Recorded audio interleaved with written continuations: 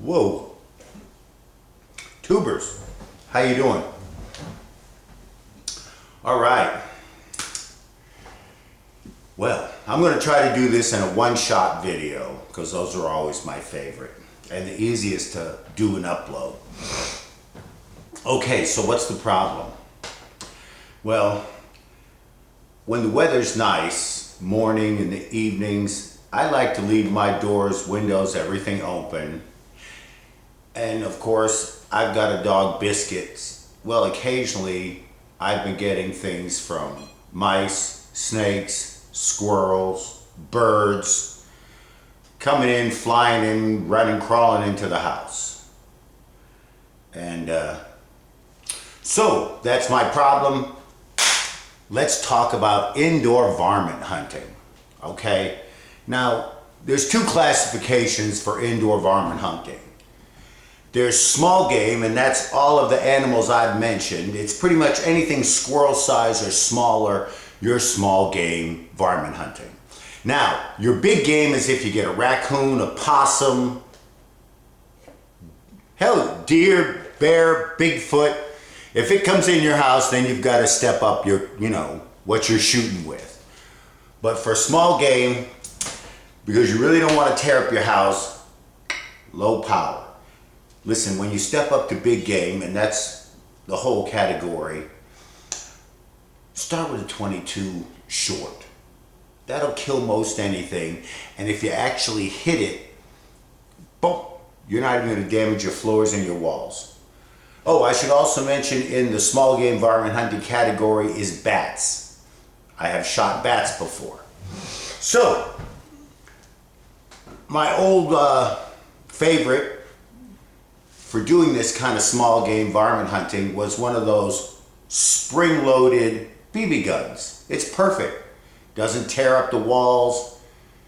The BBs don't ricochet back and kill you. Now, of course, you've got to pick your shooting spots. If you're, well, I'll just use this house for an example. Here, my best shooting spots for birds and bats is up high. That way I'm not doing any windows, and the chance of breakage is very low. Now, of course, squirrels, mice, that kind of stuff, just pick a good angle along the floor where you're not going to hit Bob the vacuum or break a flower pot. All right, enough about picking your shooting lines, which is always important. Let's go back to weapons. I needed a new one. So, let me tell you, when you're doing this for small game, you want to go cheap, low power. That's my best suggestion. Those really nice BB and pellet guns are just going to put holes in your walls, floor. They'll do a lot of damage. So, I went to Walmart, and this is what I bought. A Daisy, Daisy, Buck 400 shot BB repeater. Okay, now the big reason I picked this out, besides being only 18 bucks at Walmart, approximately, was 350 feet per second. Like I said, you want low power. And my guess is this thing is going to get less powerful with age. I've already shot it in the yard a couple times. You can actually, if you look, see the BB flying through the air. Just what you want. Okay, anyways, the specs on this bad boy are, it has a lever action. Ammunition is 177 cal BBs, the regular standard BBs. Smoothbore barrel, steel. Blade and ramps, sights, stock and forearm, wood. Crossbolt safety, 400 shots. Now, I did like 400 shots because anything single shot where you'd be doing this each time, that's ridiculous. Don't even waste my time. And of course, it says 350. Now, here's what's funny. Max shooting distance, 195 yards.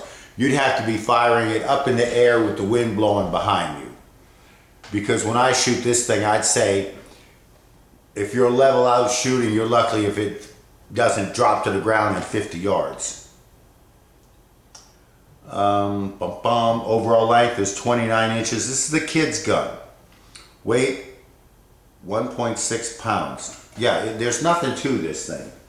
And lo and behold, here it is. I've already put some BBs in. It's got a pretty simple little loading gate. You just push down and flip up.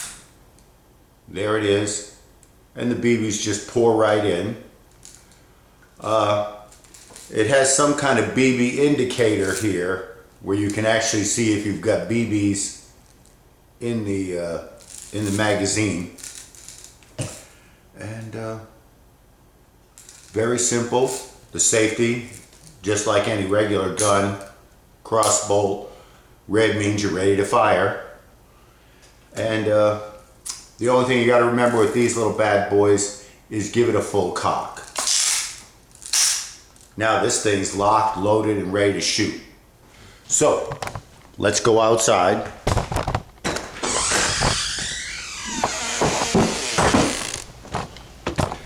Let's go outside.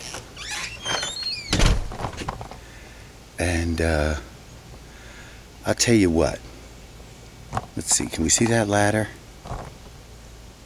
Sure we can. Let me zoom in on it for you. There's the little ladder. I'm just going to plink that.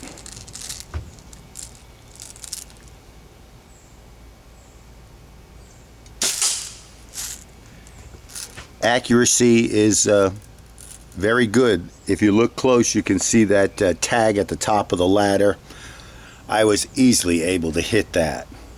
And if you look at the film enough times, you might even see the BB yourself. Anyways, that's the review.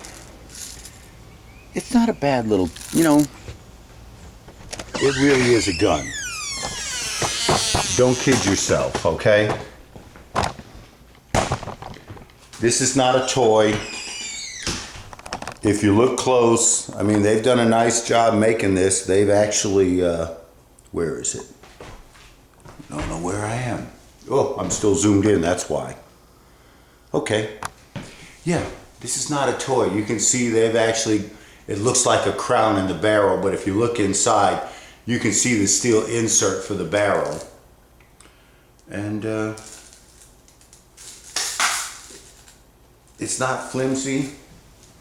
The only thing this thing doesn't have, which would make it maybe a little nicer, and their next step up for 24 bucks, is actually a little more of a full size and has a stock here. You know, a piece of wood stock for the front, but this being what it is just fine. It matches the pictures. I got no complaints for the money. And the next time there's a mouse in my house, because see, I sit here at night, you can see them run across the floor. Or, well, of course, the birds, whatever. And another big thing with indoor varmint hunting, it's just like shooting a criminal in your house. If some wild animal comes into your house, you can legitimately pop it, and they're not going to kill you or arrest you. They might say, why did you shoot it with a shotgun or something, but it's your house and you'll be talking to your own insurance company when you fuck up the floors. Yeah, all right. Well, anyways, good luck. Yeah, what have I... Okay. I have shot 3 possums in my old house, a bat, 2 squirrels, 2 mice. What else did I get? No, 2 bats. Yep, lots of hunting in the old house. This one so far, Biscuit nailed a snake. That was about it. But it got me thinking, well, knowing there's been 2 birds that have come in, but I actually found them dead. They must have smashed themselves against the window because that's where they were laying. So, anyways, hey, if you've got a good varmint hunting story from in your house, let me hear it.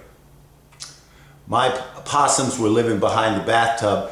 John shot one in his kitchen in a trash can. You know, Tell me about your varmint hunting stories. There you go. Leave a comment.